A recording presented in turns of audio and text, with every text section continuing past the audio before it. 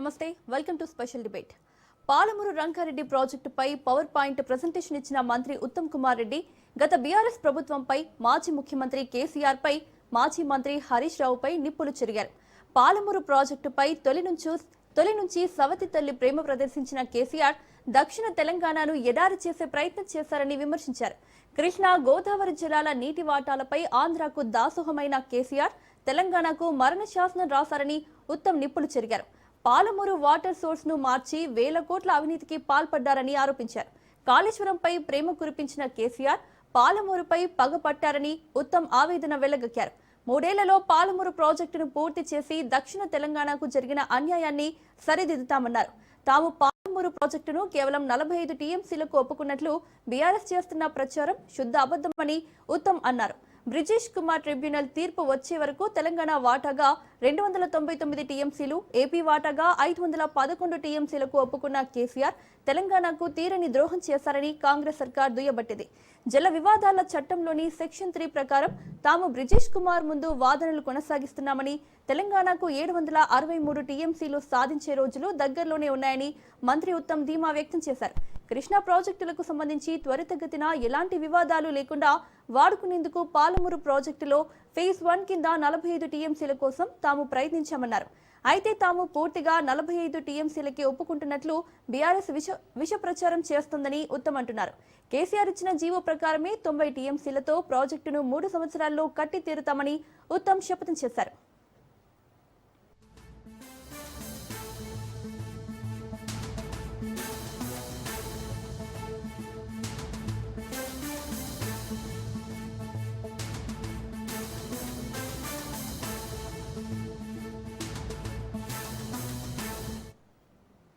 ఇదే అంశంపై మాట్లాడడానికి విశ్లేషకులు కోటేశ్వరరావు గారు అందుబాటులో ఉన్నారు.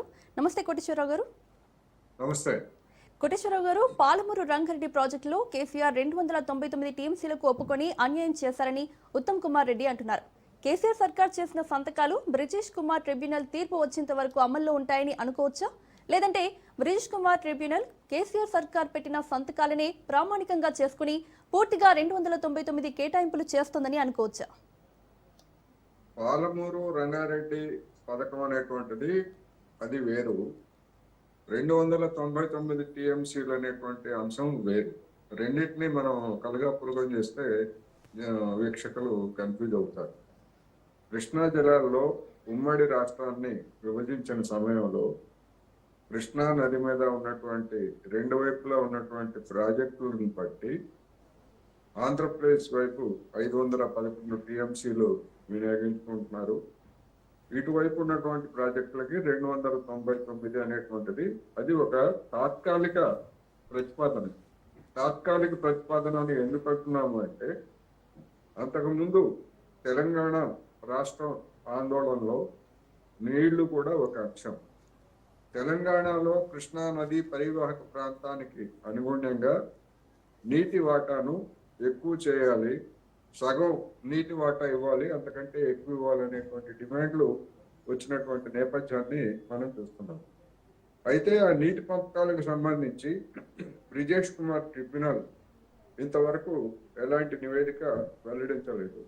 విచారణ జరుపుతూ ఉంది. గతంలో బచావత్ అవార్డు ఇచ్చినటువంటి నివేదికతో పోల్చి చూసిన తర్వాత అదనపు జలాలు కృష్ణా నదిలో ఉన్నాయి. అందువలన కొన్ని జలాలని ఏ రాష్ట్రాలు ఎంతెంత వరకు వాడుకోవచ్చు అనేటువంటిది ఒక సూచనప్రాయంగా ఇప్పుడు ఉన్నటువంటి ట్రిబ్యునల్ చెప్పిన మాట నిజం. అందుకని వాటిని అయితే ఫైనల్ చేయలేదు, ఖరారు చేయలేదు. వాటికి సంబంధించి ఖరారు కావాలంటే ట్రిబ్యునల్ అవార్డు రావాలి. ఆ అవార్డు వచ్చిన తర్వాత ఆ పంపకాల గురించి అన్ని రాష్ట్రాలు ఆమోదం తెలిపితే సజావుగా సాగుతాయి.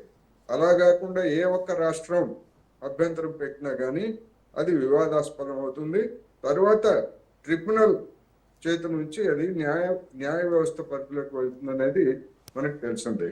అందువల్ల ఇప్పుడు ట్రిబ్యునల్ అవార్డు రాకుండా ఇప్పుడు తెలంగాణలో నీటి ప్రాజెక్టులకు సంబంధించి వివాదం చెలరేగటం అనేటువంటిది ఒక అవాంఛనీయమైనటువంటి పరిణామం. నా అభిప్రాయం ఏంటంటే, ఆ ట్రిబ్యునల్ ఇంకా ఎప్పుడు వస్తుందో తెలియదు. వచ్చేంత వరకు ఇప్పటికే కేటాయింపులు జరిగి ప్రాజెక్టుల యొక్క పనులు సగమో లేకపోతే పావో ముప్పావో పూర్తయినటువంటి వాటన్నిటిని కూడా యుద్ధ ప్రాతిపదికన ముందు పూర్తి చేసి ఆ జలాలని రైతాంగానికి అదేవిధంగా తాగునీటి అవసరాలకి మొత్తం ప్రజలందరికీ అంగీకరిస్తే ఈ సమస్య జనంలో ఉన్నటువంటి ఆందోళన కొంతవరకు తగ్గుతుంది.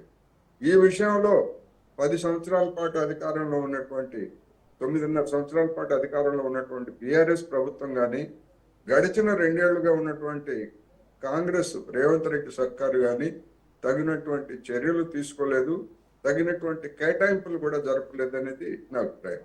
అందువల్ల ఆ సమస్యను పక్కన పెట్టేసి మీరు తప్పు చేశారని చెప్పేసి సమస్యని పక్కదారి పట్టిస్తున్నారు కూడా అనేది కూడా నా అభిప్రాయం.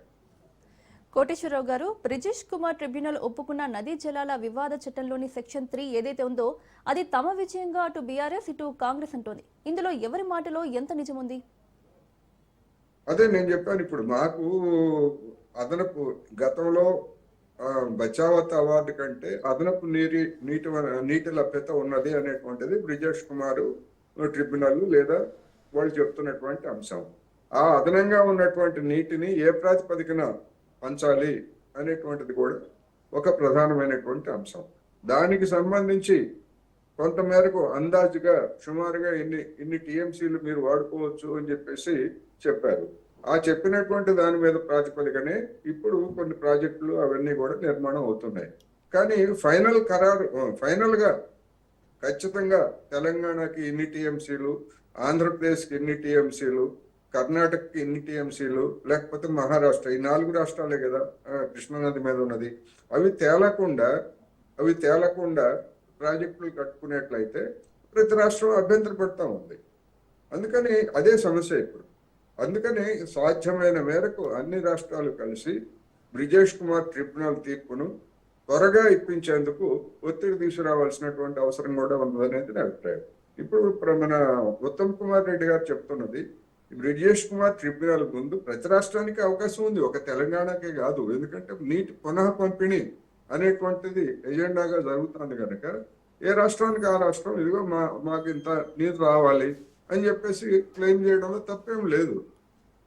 అందుకని వాటర్ లా ఏదైతే ఉందో ఆ లా ప్రకారం బ్రిజేష్ కుమార్ ట్రిబ్యునల్ దాని మీద నిర్ణయం తీసుకుంటారు. అది రాకుండానే మీరే న్యాయం చేశారు. నా అభిప్రాయం ఏంటంటే కొత్త ప్రాజెక్టులు లేకపోతే డిపిఆర్ అనుమతి లేనటువంటి ప్రాజెక్టులు అవి ఒకటైతే, అనుమతి ఉండి సగం పనులు పూర్తి చేసినటువంటి వాటిని మధ్యలో వదిలేశారు, నిధులు కేటాయించకుండా వదిలేశారు, రైతాంగానికి అన్యాయం చేస్తున్నారు అనేది నా ప్రధానమైనటువంటి అభిప్రాయం. అందుకని అది పూర్తి చేయండి. ఇప్పుడున్నటువంటి వివాదాలు లేనటువంటి ప్రాజెక్టులన్నింటినీ ముందు పూర్తి చేయండి యుద్ధ ప్రాతిపదికన. తర్వాత ఈలోగా బ్రిజేష్ కుమార్ ట్రిబ్యునల్ వస్తుంది, దానిలో న్యాయం జరిగితే ఓకే, న్యాయం జరగకపోతే ఏ రాష్ట్రమైనా కూడా సుప్రీంకోర్టుని ఆశ్రయించడానికి అవకాశం ఉంది.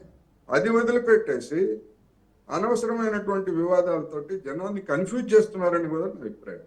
90 టీఎంసీలతో పాలమూరు ప్రాజెక్టుకు జీవో ఇచ్చారని స్వయంగా ఉత్తమే అంటున్నారు.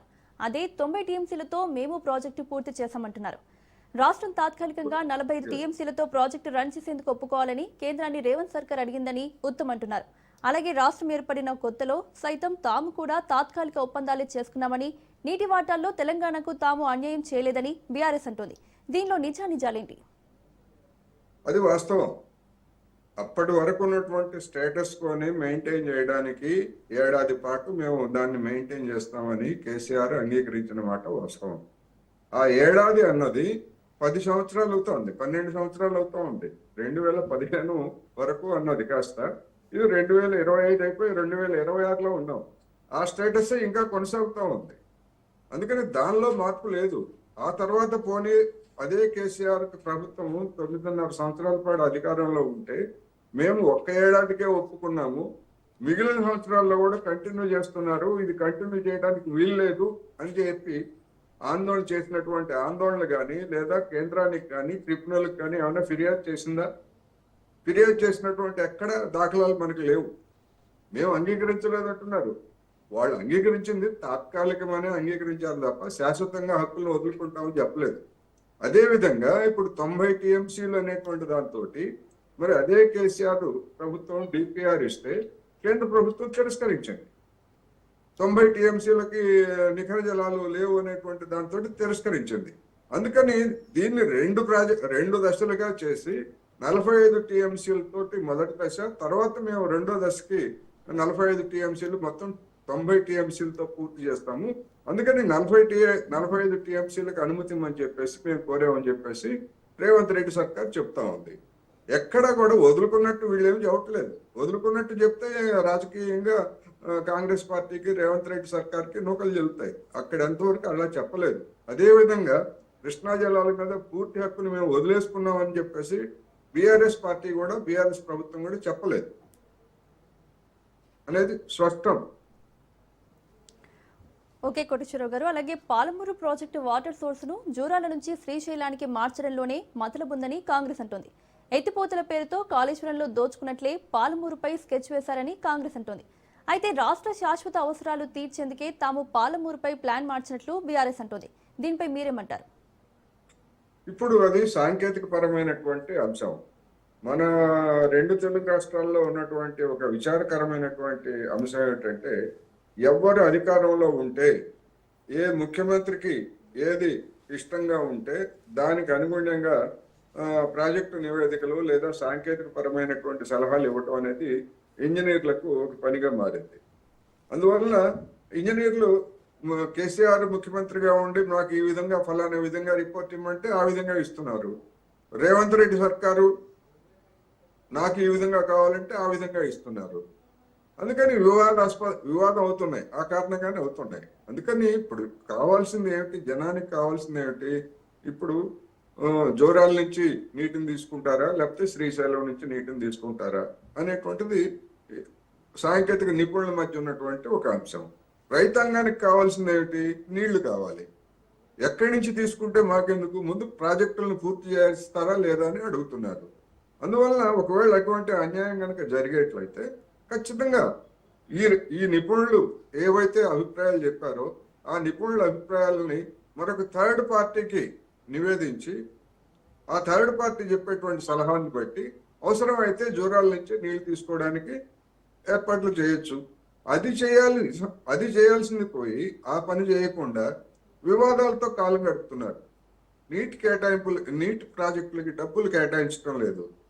పోనీ అప్పు చేసైనా చేయాలి కదా అంటే ఇప్పటికే కేసీఆర్ గతంలో అన్ని రకాల అప్పులు తీసేసుకొని మొత్తం అంతా కూడా కొత్తగా అప్పులు పుట్టేటువంటి పరిస్థితిని కూడా లేకుండా చేశారనేది కూడా వాస్తవమే. అయినప్పటికీ ప్రాధాన్యత క్రమంలో నీటి ప్రాజెక్టులకి ఆన్గోయింగ్ అంటే ఇప్పుడు నిర్మాణంలో ఉన్నటువంటి వాటికి నిధుల కేటాయింపుని తక్షణ ప్రాతిపదికన కేటాయించి పూర్తి చేయాలి. పూర్తి చేసినప్పుడే రైతాంగంలో కొంతమేరకు ఒక విశ్వాసం కలుగుతుంది. ఇది పాలమూరు, రంగారెడ్డి 2 దశల్లో పూర్తి చేస్తారనేటువంటి విశ్వాసం కావచ్చు. అసలు ఉన్నటువంటివి పూర్తి చేయట్లేదు కదా, లేనప్పుడు విశ్వాసం ఎట్లా కలుగుతుంది? అందుకని ఒక కన్ఫ్యూజన్ లో ఉన్నారు తెలంగాణలో ఉన్నటువంటి రైతులు, ముఖ్యంగా పాలమూరు, రంగారెడ్డి జిల్లాల్లో ఉన్నటువంటి వాళ్ళు. ఈ గొడవలు తప్ప అసలు ప్రాజెక్టులను పూర్తి చేస్తారా లేదా అనేటువంటి ఒక ఆందోళనలో ఉన్నారనేది మాత్రం స్పష్టం. గారు, పాలమూరు ప్రాజెక్టుకు అన్ని అనుమతులు తీసుకొచ్చి 3 ఏళ్లలో పూర్తి చేసి కృష్ణా జలాలను తెలంగాణ వాటాను పూర్తి స్థాయిలో వాడుకుంటామని ప్రభుత్వం అంటోంది. ఇంత తక్కువ సమయంలో ప్రాజెక్టు పూర్తి చేయడం సాధ్యమా? సాధ్యమయ్యేటువంటి అంశం కాదు. దానికి నిధులు ఎక్కడి నుంచి తెస్తారు? రాష్ట్ర ప్రభుత్వం నిధులు కేటాయించే స్థితిలో ఉన్నదా లేదా అప్పు తీసుకొస్తారా అనేటువంటిది కూడా ఇంతవరకు ఏమీ తేలలేదు. అందుకనే నేనేమంటున్నానంటే, కృష్ణా నది మీద ఆల్రెడీ అనుమతించినటువంటి ప్రాజెక్టులు, పనులు ప్రారంభమైనటువంటి ప్రాజెక్టులు, వాటికి ఎంతెంత నిఖర జలాల్ని కేటాయించారు అనేటువంటిది ఒకటి.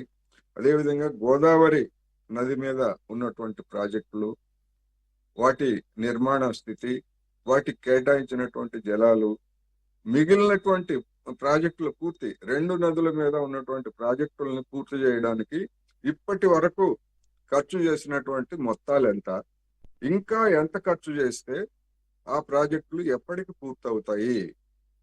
ఇవాళ రాష్ట్ర ప్రజలకు కావాల్సింది ఈ సమాచారం. సాంకేతిక పరమైనటువంటి అంశాలన్నింటినీ కూడా ముందుకు తీసుకొచ్చి ఈ విషయాలను చెప్పకుండా రేవంత్ రెడ్డి సర్కారు ఈ విషయాలను చెప్పకుండా సాంకేతిక పరమైనటువంటి అంశాలను వాళ్ళు తప్పు చేశారు, వీళ్ళు తప్పు చేశారు. వాస్తవమే, అందులో తప్పు చేశారా ఒప్పు చేశారా అనేటువంటిది అదొక పార్ట్. ఆ పార్ట్ను కూడా చెప్పండి, తప్పులేదు.